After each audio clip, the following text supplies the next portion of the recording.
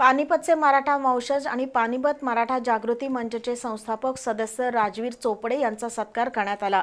कोल्हापुरातील आपटेनगर इथल्या महालक्ष्मी कॉलनीमध्ये झालेल्या समारंभात राष्ट्रीय समन्वयक मिलिंद पाटील यांनाही गौरवण्यात आलं।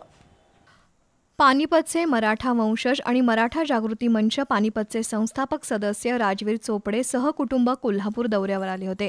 त्यावेळी आपटेनगर इथल्या महालक्ष्मी कॉलनीत पानिपत मराठा जागृती मंचच्या कोल्हापूर शाखेच्या वतीनं त्यांचा सत्कार करण्यात आला। डॉक्टर वसंतराव मोरे आणि मिलिंद पाटील यांचं पानिपत चळवळीत भरीव योगदान असल्याचं राजवीर चोपडे यांनी सांगितलं। यावेळी राष्ट्रीय समन्वयक मिलिंद पाटील यांचा चळवळीतील कार्याबद्दल गौरव करण्यात आला। हरियाणामधील पानिपत इथं 4 जानेवारीला होणाऱ्या मराठा शौर्य दिनाच्या कार्यक्रमाचं निमंत्रण चोपडे यांनी यावेळी दिलं। यावेळी वसंतराव मुळीक, सविता पाटील, डॉक्टर सोपान चौगुले, चंद्रकांत पाटील, दिलीप सासन्याईक, शाहीर राजू राऊत यांनी मनोगत व्यक्त केली। यावेळी प्रताप नाईक, सुनीता पाटील, डॉक्टर अल्पना चौगुले, सुधा सरनाईक, विजय पाटील, एमडी पाटील, एमजी कुंभार, दीपक वसगडेकर, शिवाजी फडतरे, संभाजी चेंडके उपस्थित होते।